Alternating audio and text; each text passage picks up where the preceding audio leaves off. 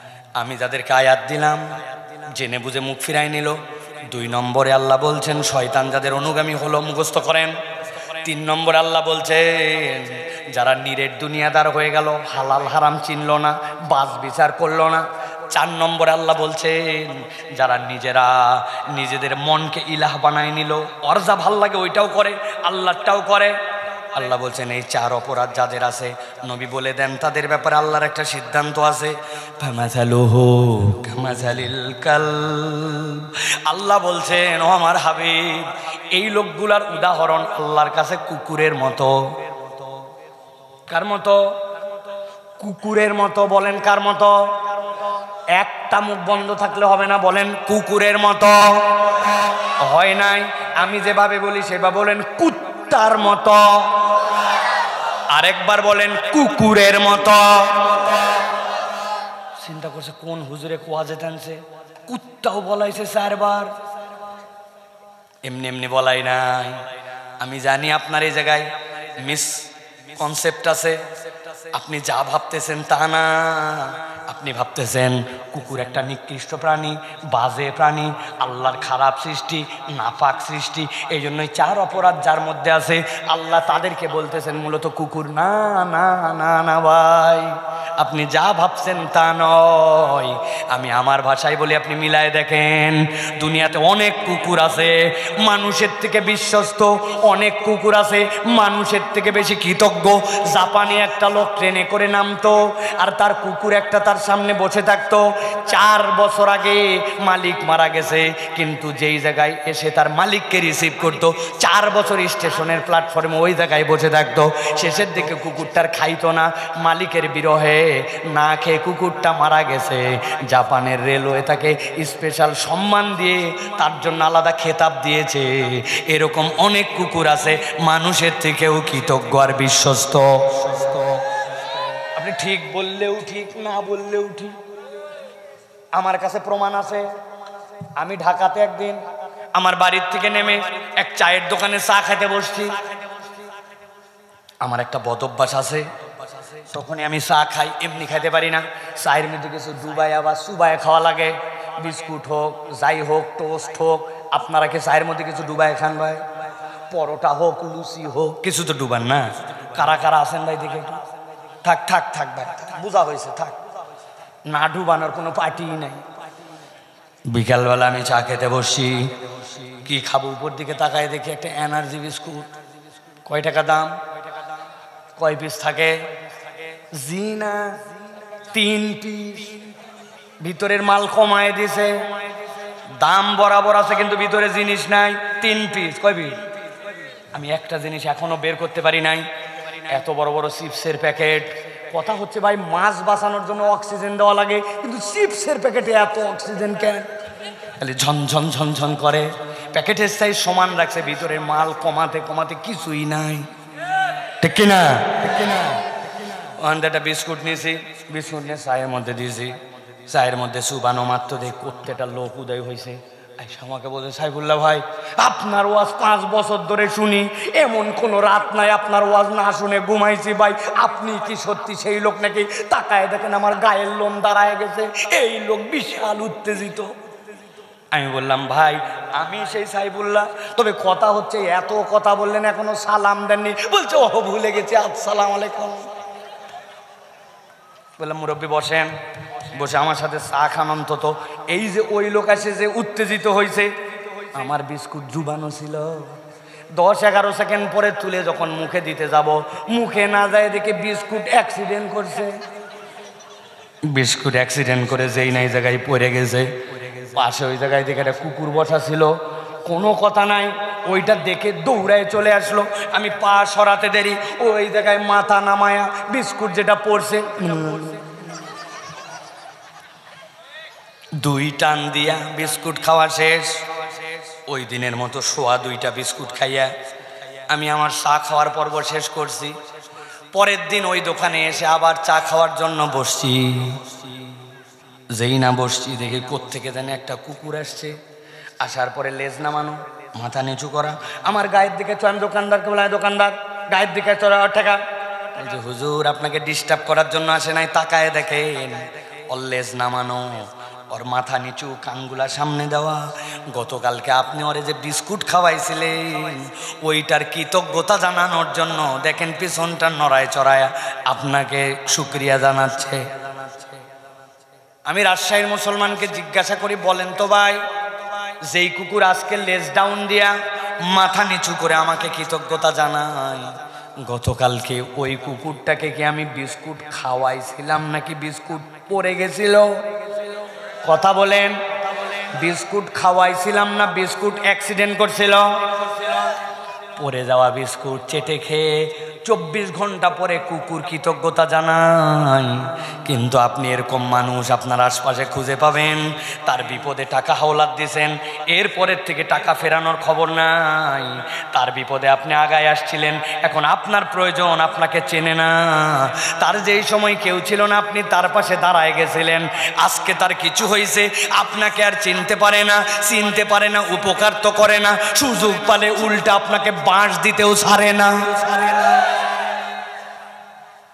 আল্লাহ বলছেন ফামাসালুহু কামাসালিল কালব, ওই লোকের উদাহরণ কুকুরের মতো।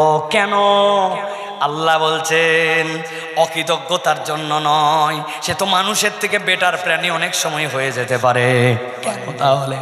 আল্লাহ বলছেন, গভীর মনোযোগে খেয়াল করেন, ইন তাহমিল আলাইহি আলহাস আও তাতরুকু আলহাস যালিকা মাসালুল কওমিল্লাযীনা কাযাবু বিআয়াতিনা ফাকসুসিল কসাস লাআল্লাহুম ইয়াতাফাক্কারুন।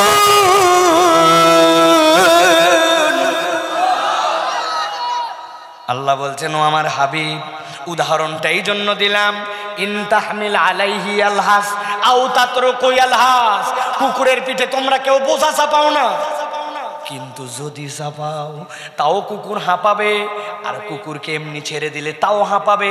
আরবিতে লাহসুন শব্দের অর্থ পিপাসা হওয়ার পরে কুত্তা যে জিহ্বা বের করে আর জিহ্বা দিয়ে যে রস পড়ে, আল্লাহ বলতেছেন ওইটা গরমেও পড়ে, শীতেও পড়ে, দাবরানি দিলেও পড়ে, এমনিও পড়ে। পিপাসা লাগলেই কুকুরের জিহ্বা ঝুলে যায় আর ওইটাতে রস পড়ে।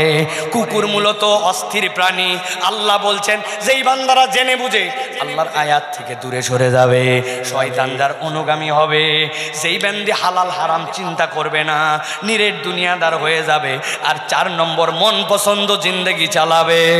আল্লাহ বলতেছেন, নবী বলে দেন, তার জীবনটা দুনিয়া আখেরাতে আমি আল্লাহ কুত্তার মতো অস্থির বানাই দিব, তার পিপাসা কখনো নিবারিত হবে না। নিজেদের জীবন মিলান, এত জোরে ঠিক বলার দরকার নাই। আমাদের জীবনগুলো অস্থির, চাই চাই আরো চাই, কোথায় যে আমার চাওয়া শেষ হবে, মনে কোনো শান্তি নাই। কয় ভাল লাগতেছে না, কয় কি জন্য, কয় জানলে আবার বলি নাকি, কেন ভাল লাগতেছে না তাও জানে না।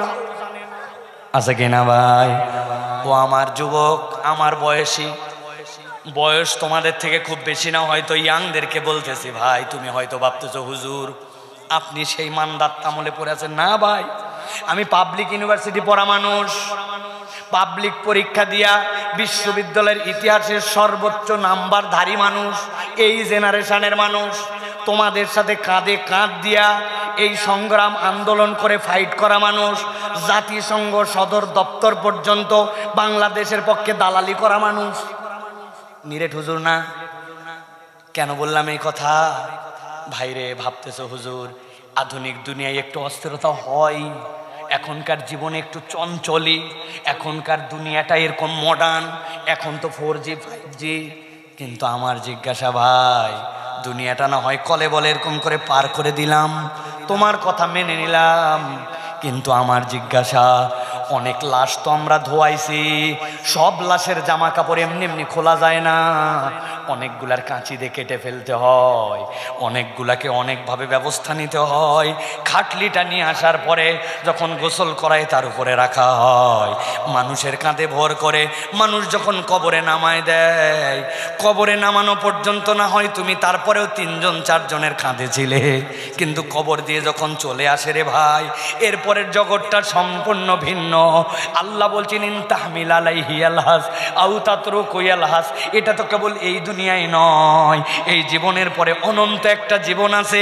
এই জীবন নয় অস্থিরতায় পার করলাম, কিন্তু এই 4 অপরাধে দুষ্ট হয়ে কবরে যাওয়ার পরে যদি জিন্দেগিটা কুকুরের মতো হয়, ওই দিন কি বাঁচার কোনো উপায় থাকবে? এই জন্য আমি আপনাদের কাছে জিজ্ঞাসা করতে চাই, আমরা কি কুকুরের জীবন চাই না মানুষ? আমরা কি কুকুরের জীবন চাই না মানুষ? একদম মন থেকে বলতে হবে, কুকুর না মানুষ? আরে সবাই মানুষ চায়, কিন্তু তারপরেও এটা আপনাদের হৃদয়ের মধ্যে ঢুকানোর জন্য বলছি। আল্লাহ বলছেন তাহলে উপায় কি? কোরআন সমাধান দিয়ে দিছে, খেয়াল করেন। শেষ আয়াত, আমার শেষ কথা, শেষ 1 মিনিট। আল্লাহ বলতেছেন, ও আমার হাবিব, আপনি আপনার উম্মতের কাছে বলেন, ফাকসুসিল কসাসা লাআল্লাহুম ইয়াতাফাক্কারুন। আপনি এই ঘটনাটা আপনার উম্মতকে জানায় দেন, আশা করা যায় তারা চিন্তা ভাবনা করবে। আজকে আপনারা যারা রাজশাহীর এই হরগ্রামে আসলেন, অনেক দূর থেকে আমার ভাইয়েরা আসছে, আমার সাথে দেখা করছে। হুজুর 17 কিলোমিটার দূর, 18 কিলোমিটার দূর, শহরের বাহির। এখানকার মানুষই কম, কেননা কাছের লোকের ওয়াজ শোনা লাগে না, ঠিক না ভাই? অনেক দূরের মানুষ আসছেন। ও ভাই, এত কষ্ট করে আসলেন, শুধু একটা সিদ্ধান্ত নিয়ে যান, আজকের আপনার আশাটা সফল। আল্লাহ বলছেন লাআল্লাহুম ইয়াতাফাক্কারুন। আগের মাহফিলের আসার মানুষ আর পরের মানুষের মধ্যে একটা পার্থক্য থাকবে। এই মানুষটা চিন্তা ভাবনা করে সামনের প্রত্যেকটা পদক্ষেপ ফেলবে। তার চিন্তা ভাবনাহীন গড্ডালিকা প্রবাহে যেমন চলছিল জীবন চলতে থাক, এই মন মানসিকতা হবে না। আল্লাহ বলছেন, আমি হাবিব, আপনি এই গল্পটা আপনার উম্মতকে বলেন, আশা করা যায় তারা চিন্তা করবে। তাহলে আজকের থেকে কি সিদ্ধান্ত নিতে পারি কিনা আমরা, আগের মতো জীবন চলবে না, এখন কোরআন বুঝে হিসাব করে আমার জীবন চলবে? রাজি আছেন? হাত তুলে আল্লাহকে দেখান, 2 হাত তোলেন, শক্ত করে তোলেন। লিল্লাহে তাকবীর।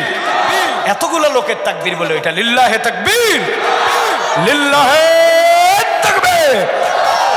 হাত তোলেন, শক্ত করে হাত তোলেন। তাহলে আমরা কি এই সিদ্ধান্তে যে আসলাম, এই পরিবর্তনটা কি নামাজ বাদ দিয়ে না ধরে? মিথ্যা কথা ছেড়ে না বলে? মিথ্যা কথা বলে না ছেড়ে? গীবতগুল্লা বাদ দিয়ে? গীবতগুল্লা করে না বাদ দিয়া? বাপ মায়ের সাথে বেয়াদবি করে না আদব বলা হয়?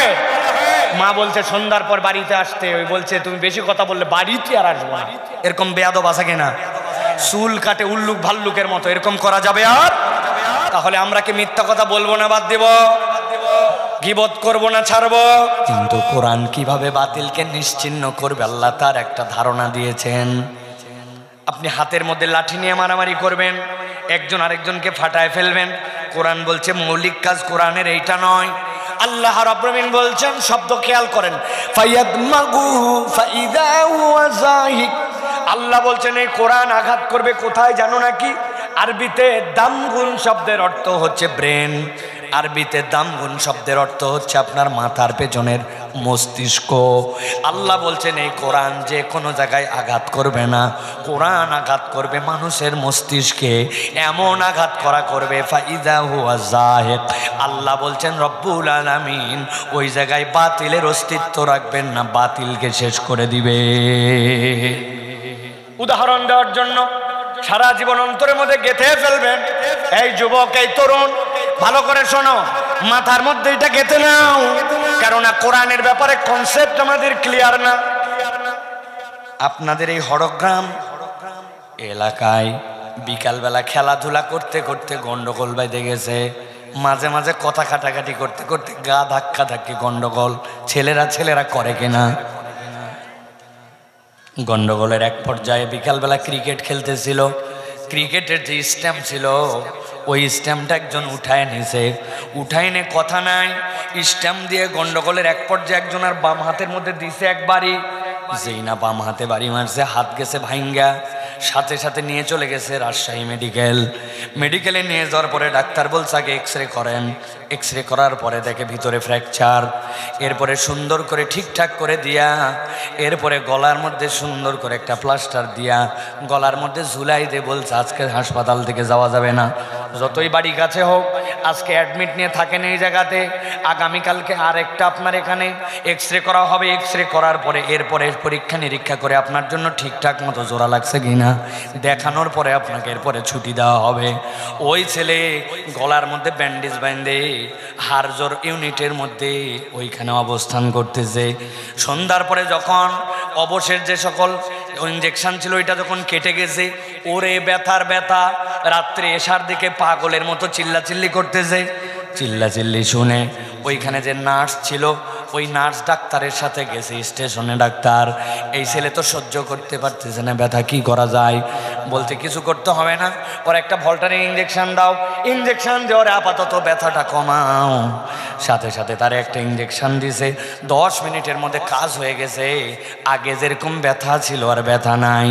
এখন যেই না ব্যথা কমছে, গলার মধ্যে ব্যান্ডেজ ঝুলাই নিয়ে আপনার হরগ্রামের ওই ছেলে হাসপাতালের বেডে ডান হাতটা মাথার পিছনে নিয়ে নিয়ে ভাবতেছে আল্লাহ একবার খালি আমার হাতটা ঠিক করুক, প্লাস্টারটা খুলি, হাতটা খালি ঠিকঠাক মতো জোড়া লাগুক। যেই বেটা আমার এক হাত ভাঙছে, আল্লাহ বাঁচালে ওর 2 হাত। যদি ভাঙতে না পারি আমি মামুর বেটাই না। বুঝে থাকলে বলেন তো হাসপাতালের বেডে শুয়ে শুয়ে এরকম চিন্তা করা সম্ভব কিনা? সম্ভব। আরেকজন মারামারি লাগাইছে, মারামারি লাগায় একজনের পা গেছে ভেঙে। এখানে হাসপাতালে নেওয়ার পরে বলছে এখানে হবে না, ঢাকা পঙ্গু হাসপাতালে স্পেশাল ইউনিটে তার পার করা লাগবে, কেননা পায়ের ভিতরে খালি হাড্ডি ভাঙেই নাই, গুঁড়া হয়ে গেছে। ঢাকা হাসপাতালে নিয়ে গেছে। ভালো করে বুঝেন, হাসপাতালে নেওয়ার পর অপারেশন করছে। অপারেশন করার পরে খালি ব্যান্ডেজ করে দেয় নাই, 5 ইঞ্চি 5 ইঞ্চি 2টা বড় বড় ইট গস কাপড়ের মধ্যে বাইন্ধে পায়ের মধ্যে টানা দিছে। গস কাপড়ের মধ্যে বাইন্ধে পায়ের মধ্যে টানা দিয়া ঝুলাই রাখছে। বুঝে থাকলে বলেন তো এইরকম পা ভাঙ্গার পরে অনেক সময় পায়ের মধ্যে টানা দেওয়া লাগে, দেখছেন আপনারা ভাই? ওই ছেলের অবস্থা খারাপ, ব্যথায় কাঁকর। রাত্রেবেলা তাকে একটা ইঞ্জেকশন দেওয়ার পরে বলছে এখন ব্যথা কমে যাবে, সকালে ডাক্তার আসলে বাকি ট্রিটমেন্ট হবে। ওই বেটা পঙ্গু হাসপাতালে 2 হাত মাথার নিচে দিয়া ঠ্যাংয়ের অবস্থা বেকায়দা। ঠ্যাং দিয়ে দাঁড়াতে যে কত দিনে পারবে আল্লাহ কেবল জানে। ইট ঝুলানো আছে, কিন্তু মাথার নিচে 2 হাত দিয়া পঙ্গু হাসপাতালের বেডে ইস ইস করতেছে আর বলতেছে আল্লাহ একবার খালি আমার বাম পাটা ভালো করুক, একবার খালি এলাকায় ফেরত যায়। যেই বেটা অন্যায় করে আমার 1 পা ভাঙছে, ওর 1 পা, ওর বাপের 1 পা, ওর ভাইয়ের 1 পা না ভাঙলে আমি মরদি না। বুঝে থাকলে উত্তর দেন। হাসপাতালের বেডে শুয়ে এরকম চিন্তা করতে পারে কিনা? কথা বলতে হবে, পারে কিনা? কিন্তু এবার জিজ্ঞাসা করি, এই যে গন্ডগোল করতে করতে একজনের হাতও ভাঙছে, পাও ভাঙছে, কিন্তু হাতের মধ্যে একটা লাঠি ছিল, ওই লাঠি দিয়ে মাথার পিছনে এই জায়গায় একটা বাড়ি মারছে। মাথার পিছনে যেই না বাড়ি দিছে, ওই ছেলের হাত ভাঙা পা ভাঙা, কিন্তু হুঁশ নাই, কোমার মধ্যে চলে গেছে, অজ্ঞান হয়ে গেছে। অজ্ঞান হওয়ার পরে হাত ব্যান্ডেজ, পা ব্যান্ডেজ, কিন্তু তার জ্ঞান নাই। বুঝে থাকলে রাজশাহী শহরের মুসলমান এক বাক্যে উত্তর দেন তো, যেই ছেলের জ্ঞান নাই, হুঁশ আসে নাই, অজ্ঞান হয়ে বিছানায় পড়ে আছে, ওই ছেলেটা কি হাসপাতালে শুয়ে কার হাত ভাঙবে আর কার পা ভাঙবে এই চিন্তাটাও কি করার যোগ্যতা রাখে? যারা বললেন না বুঝেন নাই, রাখে? আল্লাহ রাব্বুল আলামিন কি বলছেন খেয়াল করেন। আল্লাহ বলছেন বাল নাকযিফু বিল হাক্কি আলাল বাতিল ফায়াদমাগুহু ফাইদা হুয়া যাহিক ওয়া লাকুমুল ওয়াইলু মিম্মা তাসিফুন।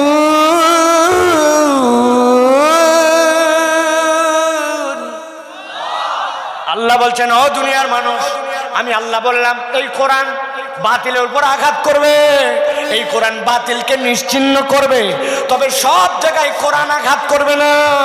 কোরআন কোরআন মানুষের পরিবর্তন করবে আখলাকে, নৈতিকতায়, আচরণে। মানুষের যদি নৈতিকতা পরিবর্তন না হয়, চরিত্র পরিবর্তন না হয়, ব্রেনের যদি পরিবর্তন না হয়, বাহিরে বাহিরে সোনার বাংলার গল্প শোনাবেন, আস্তে আস্তে চোরের বদলে ডাকাত হবে, ডাকাতের বদলে সমুদ্র চুরি করবে, ডায়লগ থেকে যাবে, বাংলার পরিবর্তন সম্ভব নয়। ভালো করে এই জন্য বোঝেন, আল্লাহ বলছেন ফাইদা হুয়া যাহিক, এমন পরিবর্তন হবে, বাতিল নিশ্চিহ্ন হবে। কিন্তু আপনাদের কাছে জিজ্ঞাসা করি, বিগত সময় তো আপনারা আমার থেকে ভালো দেখেছেন, বাংলাদেশ হ্যান হয়েছে, ত্যান হয়েছে, ডিজিটাল হয়েছে, সিসি ক্যামেরা হয়েছে। এই সিসি ক্যামেরা হয়ে বাংলাদেশে চোর বাড়ছে না কমছে? মিথ্যা একটা কথা বললেন আপনারা, একটাও চোর বাড়ে নাই, সব চোর ডাকাত হয়েছে। বুঝে সুঝে কথা বলেন। বলবেন হুজুর উল্টা পাল্টা বলতেছেন, আমার কাছে প্রমাণ আছে। আন্দা গন্দা কোনো কথা আপনি আমার কাছ থেকে শুনতে পাবেন না। আমার পাসপোর্টের মেয়াদ 6 মাসের নিচে নেমে গেছে। এখন বিদেশে ভ্রমণের জন্য 6 মাস যদি আপনার মেয়াদ না থাকে, তাইলে আপনার আর পাসপোর্টে কোনো রকম ভিসা লাগবে না, আমার জাপান যাওয়া দরকার। একজন পরামর্শ দিল, দ্রুত যান, যে পাসপোর্টের কাজটা করে নিয়ে আসেন, তবে যাওয়ার সময় কিন্তু প্রস্তুতি নিয়ে যায়েন। আমি মনে করছি পাসপোর্ট অফিসে যাওয়ার পরে বোধহয় আমাকে সই টই করা লাগবে, এই জন্য রেড লিপ 2টা কলম নিছি ভালো ভালো। আপনারা যারা হাসতেছেন মনে করছেন হুজুর ভাত খায় না, হুজুর ভাত খায়। আপনারা যা বুঝছেন আমিও তাই বুঝছি। খুচরা খুচরা 500 1000 এ পকেট ও পকেট আলাদা করে নিয়ে গেছি। যাওয়ার পরে পাসপোর্ট অফিসের দোতলায় আমাকে শুধু ঘুরায়, প্রস্তুতিও খায় না, কাজও করে না। এদিকে তো আমার মেজাজ খারাপ হয়ে যাচ্ছে, কাজ করে না, এই টেবিল ওই টেবিল, এই কথা বলা যাবে না, প্রস্তুতিও খায় না, পাসপোর্টের কাজও করে না। অনেকক্ষণ দোতলায় ঘুরানোর পরে আমাকে খানিকক্ষণ পরে বলছে হুজুর এবার নিচতলায় চলেন। যেই না নিচতলায় আসতেছি, একটা সিঁড়ি, সিঁড়ির পর একটা ল্যান্ডিং, এরপরে আবার একটা সিঁড়ি, এক ধাপ সিঁড়ি পার করে যেই না ল্যান্ডিং এর জায়গায় আসছি, কই দাঁড়ান। দাঁড়ালাম, বলছে মাল দেন। আমি বললাম এই ব্যাক কল, কখন থেকে আমি প্রস্তুতি নিয়ে রেডি, উপরে এতক্ষণ ঘুরাইয়া ঘুরাইয়া এই জায়গায় আসে তুমি মাল দেন, কি পাইছো? বলতেছে হুজুর এই বিল্ডিংটি রাগ করেন না, সিসি ক্যামেরা নিয়ন্ত্রিত, আমরা মনিটরে চেক করে দেখছি পুরা বিল্ডিংটাই সিসি ক্যামেরায় ধরে, খালি এই জায়গাটা ধরে না। যেই জায়গাটা ধরে না ওই জায়গায় উনি মাল খাওয়ার জন্য আমার কাছে আসছে। কিন্তু আমি জিজ্ঞাসা করি রাজশাহীর বিবেকের কাছে, উত্তর দেন ওই লোকের কাছে যদি 2টা জিনিস থাকতো, 1 নম্বর হচ্ছে কিরামান কাতিবিনা ইয়ালামুনা মা তাফআলুন, কি দিন কি রাত, কি লোডশেডিং, কি ঘরের ভিতর কি বাহির, সব সময় তোমার কাছে 2টা ফেরেশতা আছে যারা তোমার সব কিছু দেখতেছে আর লিখতেছে।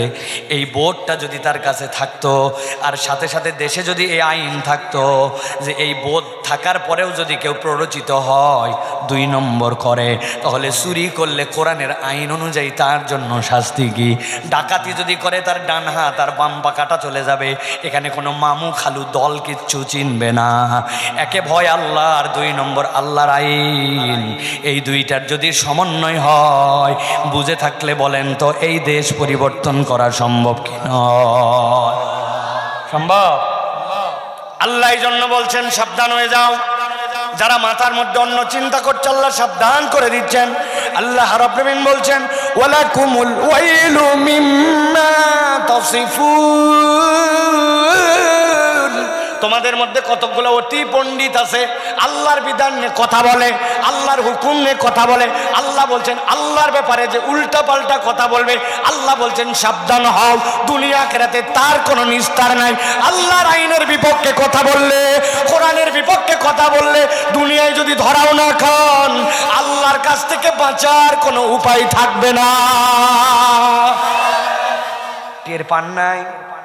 টের পান নাই? কোনো সেনাবাহিনী লাগে নাই, পুলিশ লাগে নাই, কোনো বাহিনী লাগে নাই, ছোট্ট ছোট্ট মাসুম বাচ্চাগুলা থাপড়ায়া দেশ থেকে, বুঝেন নাই না? এই জন্য আগামীতেও সাবধান হয়ে থাকবেন। অনেক মানুষ এখনো আছে মুনাফেকের মতো চুপ করে আছে, কখন সুযোগ পেলে আবার ফোঁস করে একটুখানি সবল মারবে। আমরাও বলছি তৌহিদি জনগণ, হৃদয় খুলে দিয়ে প্রস্তুত থাকতে হবে। ইসলামের বিপক্ষে কাজ করে এরকম কোনো মানুষকে আগামীর বাংলাদেশে বরদাস্ত করা হবে না, ঠিক না? অনেকের জলে কিন্তু সমস্যা নাই, আজকে পুরা মলম দিয়ে দেওয়া হবে, টেনশন করেন। যারা ভাবতেছেন সাইফুল্লাহ ভাই বোধহয় 5 আগস্টের পরেতে বলতেছে, ভুল। বিগত 10 বছর আল্লাহর এই গোলাম এইভাবেই বলছি, হিসাব করে গুনে আলহামদুলিল্লাহ কথা বলি নাই। বহুত ঝড় গেছে, বহুত ঝাপটা গেছে। সুতরাং আজকে নতুন কিছু নয়, কিন্তু আজকে আমরা কিছু কথাবার্তা শুনবো ইনশাআল্লাহ। যদি আপনারা বলেন রাত গভীর হয়েছে হোক, কিন্তু তারপরে আমরা কিছু কথা শুনতে চাই। রাজি আছেন আপনারা? ভুল বুঝেন না আবার যে ওয়াজ বোধহয় শুরু হয়েছে, এখনো ওয়াজ শুরু হয়নি, কেবল একটু আইল দিলাম, আইল পাশ দিয়ে একটু ঘেরাও দিলাম, যাতে করে মানুষ বুঝতে পারে যে কি আলোচনাটা হবে আজকে। আমাদের অধিকাংশ ওয়াজের কোনো আইল নাই, এই জন্য দেখবেন মানুষ যারা ওয়াজ শুনতে আসে তারাই বাইরে যে সমালোচনা করে, ওই ওয়াজ শুনি কোনো পরিবর্তন নাই, আগের মতোই আছে, কোনো চেঞ্জ নাই। এগুলো আমরাই বলি, ঠিক কি না? আমি বলি আইল না থাকলে যদি পানি না বাঁধে, তো আপনি ওয়াজ কোন নিয়তে শুনতে আসছেন? আপনার নিয়ত ঠিক নাই, আপনি আইল দিয়ে বসেন নাই, এই ওয়াজ আপনাকে কি দিবে? কিচ্ছু দিবে না, কথা ঠিক কিনা? এইগুলা লোকই যায় কালকে বলবে একটা বক্তা আনছিল ফাটা ফাটা, একজন চায়ের দোকানে বলছে কি ফাটালো গো, বলছে তা বলতে পারবো না, কিন্তু ফাটিয়েছে। আরে কি ফাটালো আপনি বলতে পারেন না, কি ওয়াজ শুনে গেলেন আপনি? তাহলে আপনাকে ওয়াজ একটা আইল দিয়ে বাউন্ডারির মধ্যে থেকে শুনতে হবে, আন্দাগন্দা না। নিয়ত আগে ঠিক করতে হবে যে আমি কেবল মুখ দেখতে আসি নাই, আমি আমার লাইফ পরিবর্তন করার জন্য, দেশ পরিবর্তন করার জন্য, ইসলামের আলোকে আমার সমাজ পরিবর্তন করার শপথ নিয়ে বসছি, ঠিক কি না? রাজি আছেন আপনারা? কারা কারা আছেন? থামেন থামেন থামেন থামেন, হাত তুলতেছে আমি, মজা নিচ্ছেন আপনি, বাবা হাতগুলো নামান। আমি অনেক হাত দেখতে হয়েছে আপনাদের এখানে, হাত তোলার মধ্যেও আপনাদের বিভিন্ন ধরন আছে। এখন ঢাকাতে আমাদের হাত সোজা করার মানে হচ্ছে এরকম করা, আর রাজশাহীতে হাত সোজা করার মানে অথবা হুজুর বলছে এরকম, হাত সোজা মানে এরকম। এটা 1 নম্বর কথা। 2 নম্বর, অনেকেরই হাতের মধ্যে ব্যক্তিগত উদ্যোগে মোবাইল দেওয়া লাগে, লাগে তো না ভাই? কারা কারা যেন কারা কারা মোবাইল দেন হাতে? কোনো মোবাইল গিরিজ আমাদের দেওয়া লাগে? ওই যে দরজা যেরকম অনেকদিন পুরাতন হয়ে গেলে দেখবেন দরজা লাগানোর সময় আপনি লাগাচ্ছেন, শব্দ হয় ক্যাঁ খ্যাঁ, আমাদের হাত কি ক্যাঁ খ্যাঁ করে? আল্লাহর দেওয়া মোবাইল, আল্লাহর দেওয়া গিরিজ, আপনার 70 বছর পার হয়ে গেল, আর আপনাকে বললাম হাতটা একটু সোজা করেন, আপনি হাতটা সোজা করতে পারলেন না, তা হবে না। একসাথে যে যেখানে আছেন হাত দুটা টান টান করে সোজা করেন। করছেন সবাই? এবার ডানে বামে তাকায় দেখেন কারা কারা উঠাতে পারে নাই, চেহারাগুলা দেখে নেন। সবাই উঠাতে পারছে? সোজা হয়েছে সবার হাত? সবার হাত সোজা হয়েছে? শক্ত করেন, শক্ত। এবার একটু পিছন দিকে দেন, পিছনে, এবার একটু সামনে দেন, এবার একটু সোজা করেন, এবার একটু ডানে দেন, মাশাআল্লাহ। এবার একটু বামে, বুঝছেন? এবার হাতটা এইরকম করে সোজা করেন, হ্যাঁ মাশাআল্লাহ। এবার ডানে বামে একটু নড়াচড়া দেন, একজনের সাথে আরেকজনেরটা লাগুক। ওই যে সাদা পাঞ্জাবি পরা ভাই, আহা আহা, মনে করছেন হুজুর দেখতে পাইনি না? এই ডাব্লিউ লেখাবু, কি খবর? এই পিচ্ছিরে হাত তোলান, একবারে গেলে কিলায় ঠিক করে দিলেন। হাত সোজা করেন, সোজা করেন। করছেন সবাই? হ্যাঁ, আর নড়াচড়া করতে হবে না, সোজা করেন। এবার একটু গলাটা পরিষ্কার করেন, হয়নি ভালো করে। পেছন থেকে, সামনের বাচ্চারা খুব অ্যাক্টিভ, পেছন থেকে শব্দটা দেন তো। হ্যাঁ, হাত সোজা করছেন, মাশাআল্লাহ। এবার বুক বরাবর নেন, এই বরাবর। এবার আমরা হরগ্রাম এলাকাবাসীকে জানাতে চাই, তা আজকে মাঠের মধ্যে যারা 11-12টা পর্যন্ত ওয়াজ শুনতেছে, এগুলো একটাও কোনো দুর্বল ব্যাটারি না, এগুলো সবল ব্যাটারি। এরকম একটা তাকবীর দিতে হবে, পারবেন ইনশাআল্লাহ? জীবনে এরকম বলিষ্ঠ তাকবীর দেন নাই, এরকম একটা তাকবীর যারা দিতে পারবেন তারা বলেন আল্লাহুম্মা আমিন। ওয়াতলু আলাইহিম নাবাআল্লাযী আতাইনাহু আয়াতিনা فانسلخ منها فأتبعه الشيطان فكان من الغاوين। ঠান্ডা মাথায় মনোযোগের সাথে এবার আল্লাহর কোরআনের মধ্যে প্রবেশ করেন। আল্লাহ বলছেন, ও আমার হাবিব, আপনাকে এমন একটা আয়াত দেওয়া হলো যে আয়াতের মধ্যে আপনাকে ইয়া আইয়ুহান নাস বলা হয় নাই, ইয়া আইয়ুহান নবী বলা হয় নাই, ইয়া আইয়ুহাল ইনসান বলা হয় নাই, কুল দ্বারাও আপনাকে সম্বোধন করা হয় নাই। আপনাকে আল্লাহ রাব্বুল আমিন বলছেন ওয়াতলু আলাইহিম, আপনি তেলাওয়াত করেন তাদের কাছে। কাদের কাছে? কোন বিষয়ে তেলাওয়াত করবেন? আল্লাহ বলতেছেন নাবা আল্লাযী, এমন একটা সংবাদ, আল্লাযী যাকে আতাইনাহু, আমি আল্লাহ রাব্বুল আলামিন দান করেছিলাম, আয়াতিনা, আল্লাহর পক্ষ থেকে স্পষ্ট নিদর্শন। হযরত আব্দুল্লাহ ইবনে মাসউদ বলছেন এই আয়াতের ব্যাখ্যায় আল্লাহ রাব্বুল আমিন মূলত নবীজি সাল্লাল্লাহু আলাইহি সাল্লামকে কোন বিষয়ের ঘটনা, কোন বর্ণনাটা জানাতে বললেন, যে বিষয় বলার পরে আল্লাহর নবীকে আল্লাহ বললেন ওয়াতলু আলাইহিম। হযরত আব্দুল্লাহ ইবনে মাসউদ বলছেন এই ব্যক্তিটা উম্মতে মুহাম্মাদির ব্যক্তি নয়, এই ব্যক্তিটা ফেরাউনের সময়ের ব্যক্তি। লোকটার নাম হচ্ছে বালআম ইবনে আবার। কি তার পারফরমেন্স ছিল যার কারণে আল্লাহ তার কথা নবীকে কিয়ামত পর্যন্ত মানুষকে বলতে বললেন? আল্লাহ রাব্বুল আলামিন নবী আলাইহিস সালামকে জানায় রাখছেন এই বালআম সে সাধারণ কোনো মানুষ ছিল না, তার মধ্যে একটা যোগ্যতা ছিল, আল্লাহর কাছে যদি কোনো বিষয়ে হাত তুলতো এক মুহূর্ত দেরি হতো না, দোয়া করতে দেরি, সাথে সাথে তার দোয়া আল্লাহ কবুল করে নিতেন। সুবহানাল্লাহ। ফেরাউনের লোকেরা সব তার কাছে গেল, যাওয়ার পরে বলল তোমার কাছে আমরা আজকে একটা দোয়ার প্রস্তাব নিয়ে আসছি। কি দোয়ার প্রস্তাব? বলে আমাদের কওমের মধ্যে একজন লোক আসছে, যেই লোক আমাদের কওমের মধ্যে বিভেদ ঘটায় দিচ্ছে, ফেরাউনের সাথে গন্ডগোল লাগায় দিয়েছে, এই জন্য ওই লোক যেন ধ্বংস হয়ে যায় তার জন্য তোমাকে দোয়া করতে হবে। বালআম জিজ্ঞাসা করলো লোকটা কে, তার নাম কি? বলে লোকের নাম হচ্ছে মূসা। গন্ডগোল এখন ফেরাউনের সাথে সেই মূলত লাগাইছে। বালআম সাথে সাথে বলল ওই লোকের ব্যাপারে তো আমিও কিছু কথা শুনছি। কি শুনছো তুমি? বলে এরকম করে ডান হাতটা বাম বগলের নিচে নেয়, যেই না বের করে হাত দিয়ে সূর্যের মতো আলো বের হয়, হাত পুড়ে যায় না। আবার প্রয়োজন শেষ হলে আস্তে করে বগলের নিচে হাত নিয়ে যায়, ওই হাতের আলো বন্ধ হয়ে যায়। আরও শুনছি মাঠের মধ্যে অনেকগুলা উট দুম্বা এগুলা পাল নিয়ে চড়ানোর জন্য যায়, যাওয়ার পরে সবাই সতর্ক থাকে, কিন্তু এই লোক সতর্ক থাকে না, গাছের নিচে ঘুমায় যায়।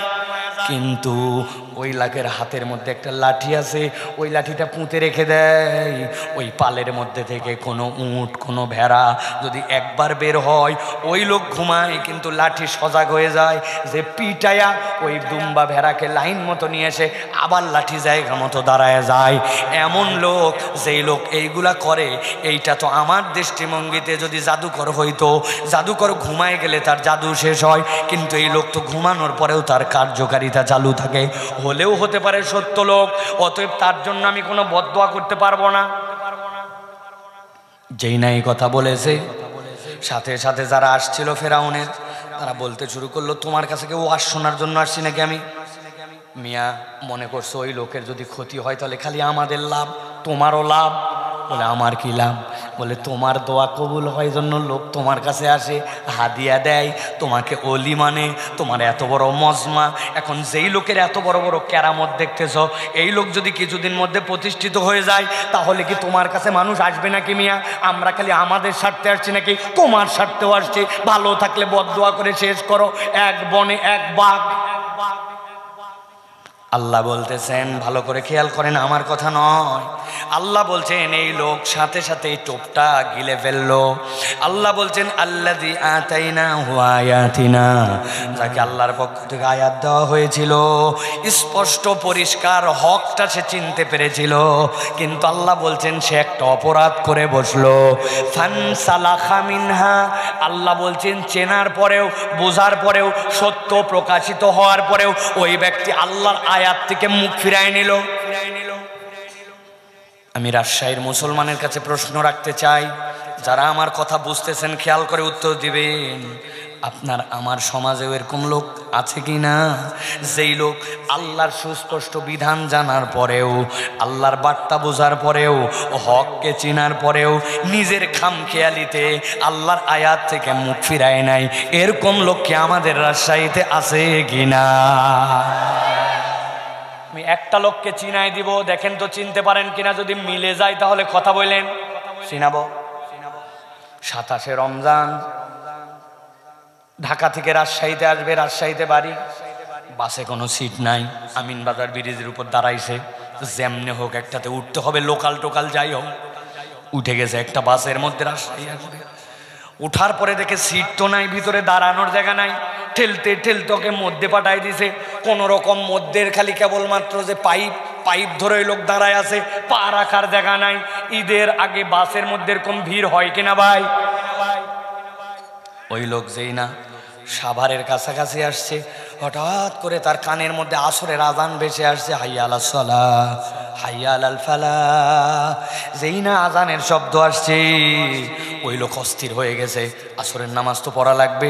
দূরের থেকে কয়েকবার বাসালাক বলছে, এই বাসালা দাঁড়াও, আসরের নামাজ পড়া লাগবে। কে শুনে কার কথা, কিসের দাঁড়ানো, বাসালার দাঁড়ানোর কোনো সময় নাই, ঠিক কিনা?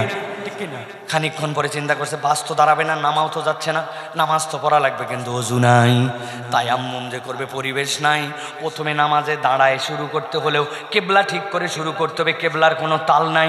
ওই লোকের ভিতরটা জ্বলে পুড়ে ছাই হয়ে যাচ্ছে। আহারে, ঈদে বাড়ি যাওয়ার সময় এইরকম মোবারক মুহূর্তে আসরের নামাজটা মিস হয়ে যাচ্ছে, ভাবতে ভাবতে আর নামাজ পড়তে পারে নাই।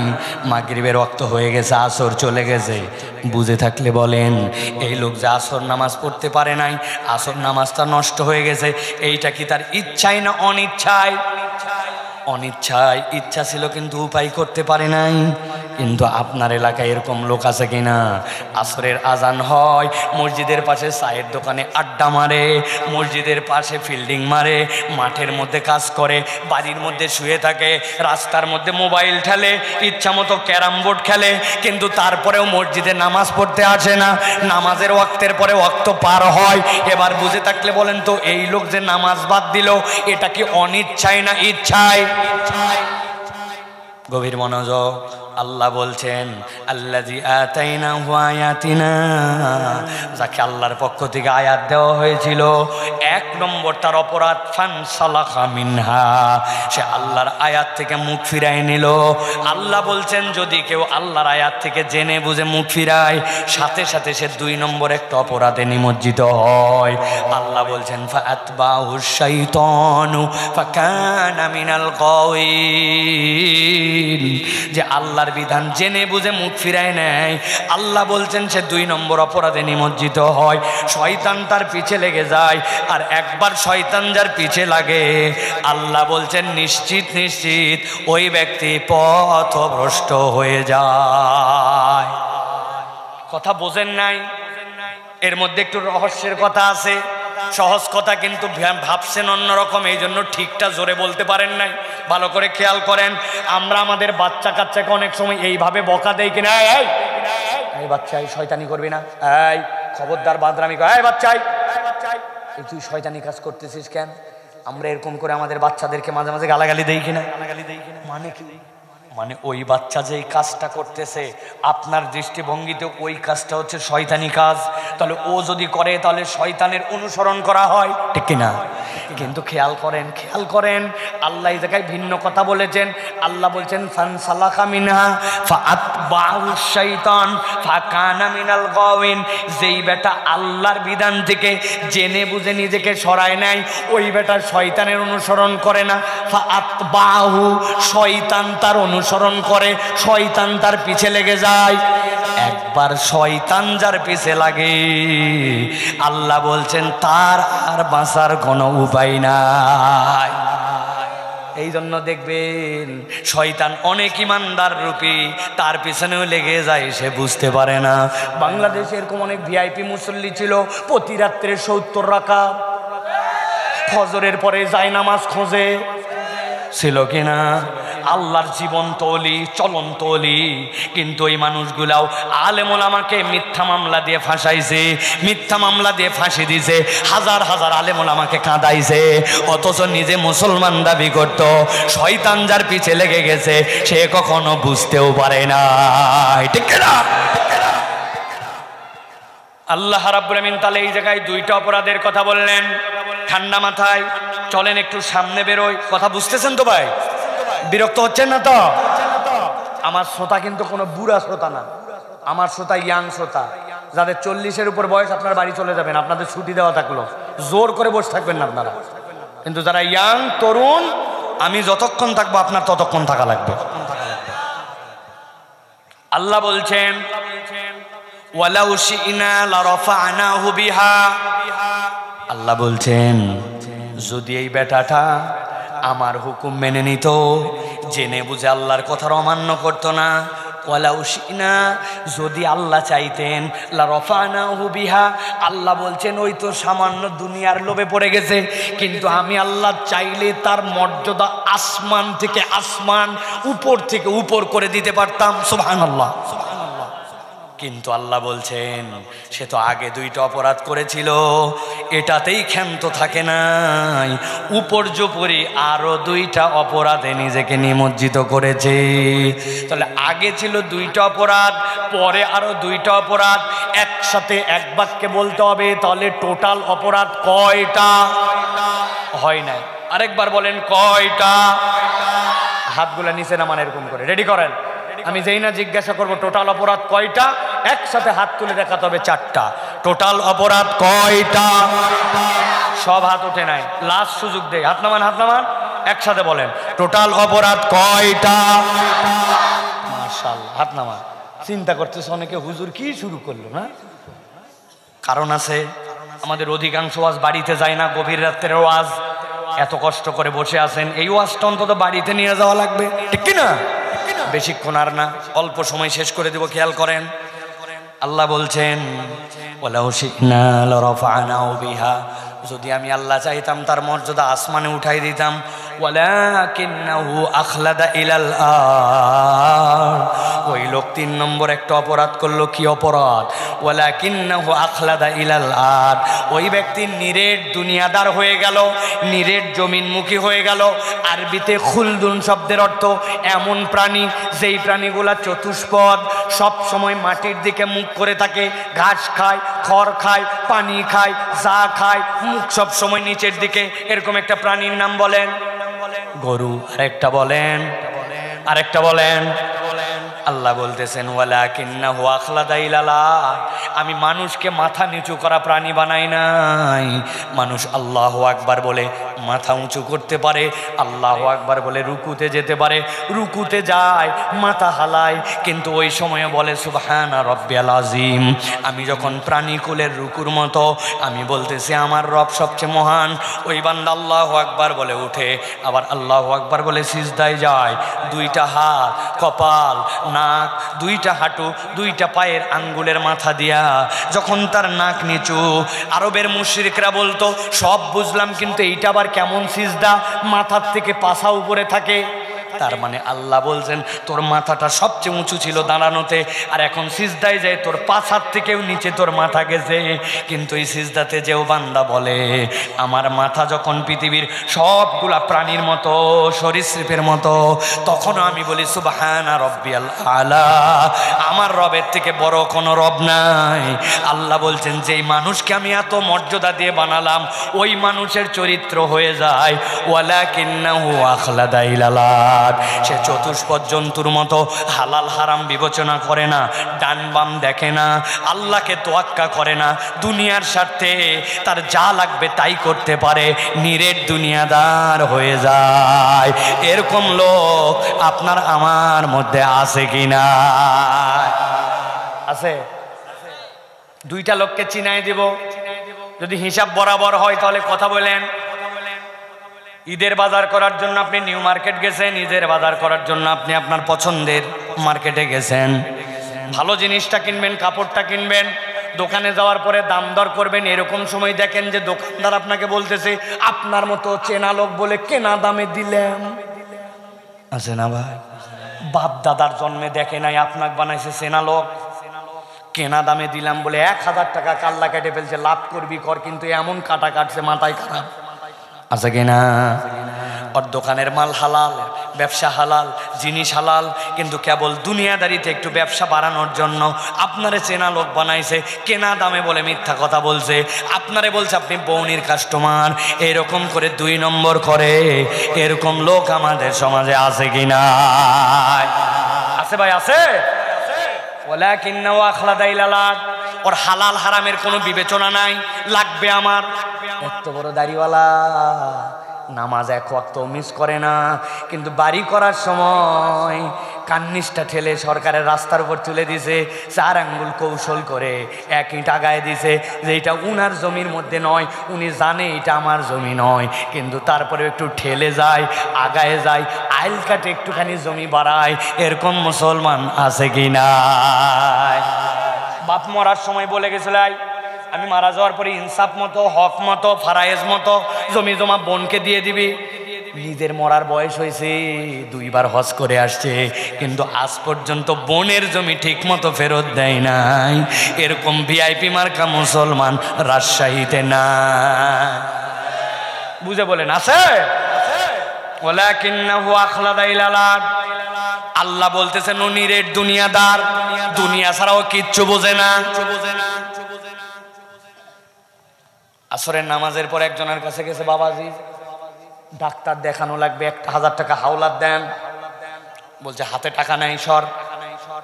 খানিকক্ষণ পর আবার গেছে, চাচা বড় বিপদে পড়ছে, 1000 টাকা দেন।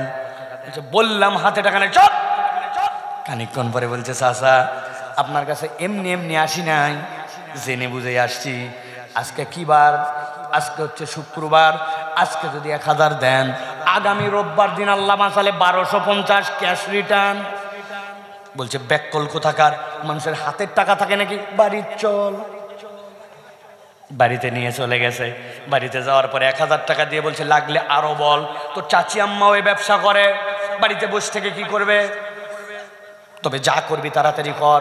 ছোট দিনের বেলা মাগরিবের আজান হয়ে গেছে, আমি যাই তাকবীরে উলার সাথে জামাত ধরবো। আসরের নামাজের পরে এসে দাদনে টাকা লাগায়, সুদে টাকা লাগায়। এত বড় দাড়িওয়ালা নামাজও পড়ে, আবার মাগরিবের নামাজ জামাতে ধরতে চায়, কিন্তু সুদে টাকা লাগায়, দাদনে টাকা খাটায়। এরকম মুসলমান এলাকায় না। ভালো করে বোঝেন, আল্লাহ বলছেন ওয়ালাকিন্নাহু আখলাদা ইলাল আরদ, সে বোঝে না এরকম না, কিন্তু নিরেট দুনিয়াদার হয়ে গেছে। ও পশুর মতো মাথা নিচু করছে, আল্লাহ চেনে না, রসুল চেনে না, ইসলাম চেনে না, হালাল চেনে না, হারাম চেনে না, তার দুনিয়া লাগবে, যেমনে ইচ্ছে তেমনে করে। ঠিক না? আল্লাহ বলছেন এটা 3 নম্বর অপরাধ। এ বাচ্চারা একটু ফাঁকা করে দাও তো, ফ্যানের বাতাসটা ফাঁকা করে দে, গরম লাগতেছে, ফ্যান আগায় দেন। 3 নম্বর অপরাধ ওয়ালাকিন্নাহু আখলাদা ইলাল আরদ। 4 নম্বর অপরাধ আল্লাহ বলতেছেন এবার ওয়াত্তাবা হাওয়া। ওই মানুষের 4র্থ অপরাধ হচ্ছে ওই লোকটা ওয়াত্তাবা হাওয়া, মন পছন্দ জিন্দেগি চালায়। তার ইলাহ কেবল আল্লাহ নয়, তার ইলাহ হচ্ছে তার নফস। তার আল্লাহরও কথা মানে, আবার যতদূর পর্যন্ত ভালো লাগে না ওখান থেকে আবার নিজের কথাও মানে, খেয়াল খুশির জীবন চালায়। এরকম মুসলমান আছে কি নাই? ঘুমায় যদি না থাকেন বলেন আছে কি নাই?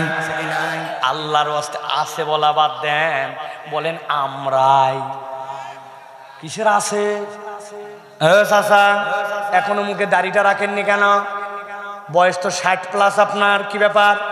বলছি বাবা তোমার চাচি আম্মা লাইক করে না, দাড়ি রাখা চাচি লাইক করে না, এই জন্য মুরব্বী 60 বছর বয়স হয়েছে এখনো দাড়ি রাখে না। এরকম নামধারী মুসলমান আল্লাহকেও দোহাই দেয়, এরকম মুসলমান আছে কি নাই? এই যুবক তোমার মুখে দাড়ি নাই কেন? তুমি না মুসলমান সন্তান, কি ব্যাপার? বলছে হুজুর আমার বিয়ের কথা চলছে, তো মেয়ে বলেছে দাড়িওয়ালা ছেলে বিয়ে করবে না। বেটা আমি তোমাকে ফতুয়া দিয়ে গেলাম, যদি দাড়িওয়ালা ছেলেকে মেয়ে বিয়ে করতে রাজি না হয় ওই মেয়েকে বিয়ে করা জায়েজ নাই। আল্লাহ বলছেন ওয়াইন্নাকা লাআলা খুলুকিন আযীম। ও আমার হাবিব, আপনাকে কিয়ামত পর্যন্ত মানুষের জন্য আমি স্মার্ট ম্যান বানালাম, আপনার থেকে স্মার্ট কেউ হতে পারবে না। আর তুমি মনে করো দাড়ি রাখলে তোমাকে আনস্মার্ট লাগে, বুঝে যদি মনে করো ইমান থাকবে না, না বুঝে মনে করলেও পানিশমেন্ট হওয়া লাগবে। কথা বুঝে নিও, ভার কথা। এক ছেলের এরকম ফুকু দাড়ি, ফুকু ছাগলের মতো একটু।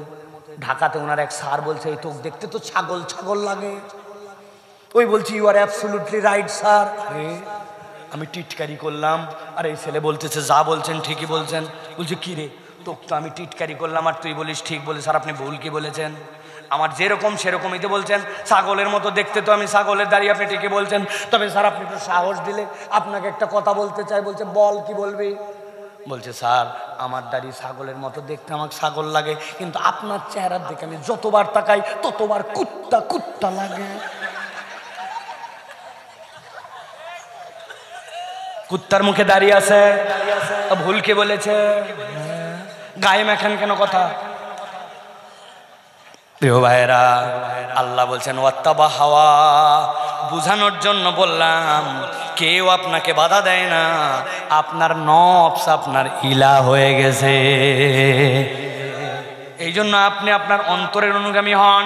আল্লাহ মানি ততটুকু যতটুকু লাগে, আবার নফস যতটুকু ততটুকু। রমজান মাসে ওরে বাবারে বাবা, মহিলা হিজাব করে সব সময় ঘুরে বেড়াইছে পুরা রোজার মাস, কিন্তু ঈদের দিনে উনি 2 পিস পরে 3 পিস পরে ওই মুসলমান ঘরের মেয়ে 18-19 বছরের পুরা রাজশাহী শহর দাপায় বেড়ালো। কিরে মা, তুই না রোজার মধ্যে হিজাব করলি, বর্দা করলি, বোরকা করলি? 4000 টাকার ড্রেস কিনেছি, ঈদের দিনে যদি না দেখাই তো দেখাবে কোন দিন? একদিনই তো। কথা ঠিক না? ওর বাপ পর্যন্ত বলতেছে অত বকাবকি করার দরকার নয়, তুমিও তো বিয়ের পরে পর্দা ধরেছ, ওরও বিয়ের পরে ধরবে নি। আচ্ছা কেনা ভাই, আপনি কার হুকুমে রোজা মানলেন আর কার হুকুমে আপনি পর্দার বরখেলাপ করলেন? আল্লাহর সাথে কি হিসাব বরাবর করার যোগ্যতা আছে? রমজান মাসে দুপুরবেলা তৃষ্ণায় বুক ফেটে যাচ্ছে, আপনি বাথরুমের ভিতরে গেছেন, যাওয়ার পরে চিন্তা করছেন আজকে বুদ্ধি করে গোসল করি, মগ দিয়ে করব না, ঝর্ণা ছেড়ে দিছে, মাথার মধ্যে দিয়ে পানি পড়তেছে, নাকের উপর দিয়ে যখন পানি নেমে যাচ্ছে তখন আস্তে করে 2 বার মেরে দিছে। বুঝে থাকলে বলেন তো, এই যে 2 বার কারা কারা মারছেন? হাত তোলে। আছেন কেউ? নাই।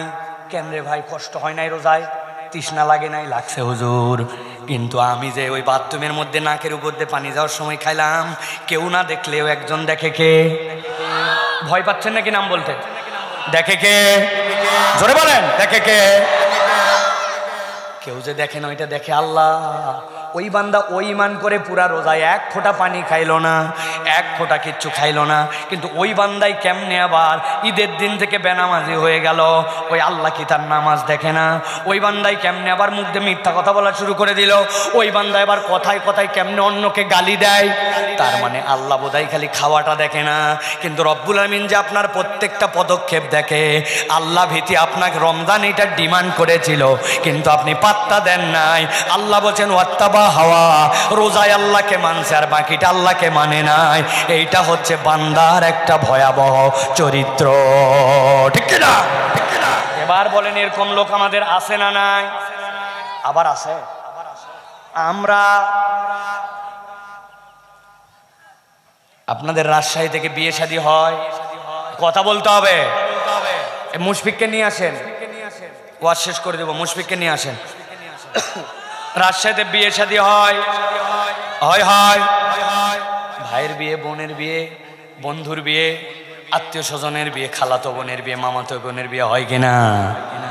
এবার একটু মিলান মিলান। ইসলামের বিয়ের মধ্যে মৌলিক বিধান তিনটা। কয়টা? এক নম্বর হচ্ছে ইজাব আর কবুল, এটা ফরজ। দুই নম্বরে ওয়াতুন্নেসা সদকাতিহিন্না নিহলা, মেয়েদেরকে আপনার সাধ্য অনুযায়ী দেনমোহর দিতে হবে, এটা আল্লাহর বিধান। তিন নম্বর বিধান হচ্ছে আউলিম ওয়ালাউ বিশাতিন, একটা যদি ছাগলের বাচ্চা হয় ওইটা দিয়েও আপনাকে অলিমার অনুষ্ঠান করা লাগবে। ইসলামের বিয়ের যত আনন্দ ফুর্তি বিনোদন মজা, ইজাব কবুল অলিমা এবং দেনমোহর, এর মধ্যে ইসলামের বিয়ে শেষ। কম খরচের বিয়ে, বরকতের বিয়ে। ইসলামের বিয়ের আনন্দ আছে, ফুর্তি আছে, দব বাজানো আছে, মজা করা আছে, অপরকে জানানো আছে, কিন্তু আল্লাহ এই বাউন্ডারির মধ্যে শেষ করে দিয়েছেন। বুকে হাত দিয়ে উত্তর দেন, আপনার আমার রাজশাহীতে বিয়ে শাদী কি এইটুকুতেই শেষ না আরো কিছু আছে? কি আছে ভাই? 4 দিন আগে হলুদ সন্ধ্যা, 3 দিন আগে মেহেদি সন্ধ্যা, 2 দিন আগে ডিস্কো সন্ধ্যা, 7 দিন আগে এলাকার সবচেয়ে ভালো ভালো ডেক নিয়ে যাইয়া ওই বাড়ির সামনে ছাদের উপরে লাগায় দিয়া ইংলিশ মিউজিক দিয়া এলাকা উত্তেজিত করে আছে কিনা? ওই ঢিষ্টি ঢিষ্টি বাড়ির থেকে আসরের নামাজের সময় এক হাজি সাহেব নামাজ পড়ার জন্য আসতেছে। একজন ধরছে, এই হাজি সাহেব আপনার কি শুরু করছেন? আপনার মিউজিকের ঠেলায় আমাদের অবস্থা খারাপ, বাচ্চা কাচ্চা বুড়া বৃদ্ধ 7 দিন পাগল বানাই ফেলছেন, আপনি একটা হাজি সাহেব মানুষ। হাজি সাহেব বলছে থাম থাম থাম, তোরও বেটি আছে। আমি কি করতে চাইছি নাকি? আমার নাতিরা একটু করতে চাইছে, এলাকার বন্ধু বান্ধব একটু করতে চাইছে, সহ্য তো করছিসই, আর একটা দিন ধৈর্য ধর, তোরও বেটির বিয়ে দেওয়া লাগবে, চল আসরের নামাজ পড়ে আসি। হাজি সাহেব আসরের নামাজ পড়তে চলে যায়, হজ করে আসছে, আর উনার বাড়ির থেকে এরকম করে গান বাজনা হয়। বুঝে থাকলে বলেন তো, আল্লাহর হুকুমে নামাজ পড়লো, আর এই গান বাজনা, বেহায়াপনা, বেলাল্লাপনা ইসলামে যেইগুলা নাই, এইগুলা কার নির্দেশে করলো? আল্লাহ বলছেন ওয়াত্তাবা হাওয়া, তুমি তোমার নফসকে ইলা বানাইছো, আল্লাহকেও নিছো, আবার তোমার ব্যক্তি পূজাও তুমি করছো, তোমার মন যেটা চাইছে ওইটাও তুমি পালন করো। এরকম মুসলমান আমাদের সমাজে আছে না? না।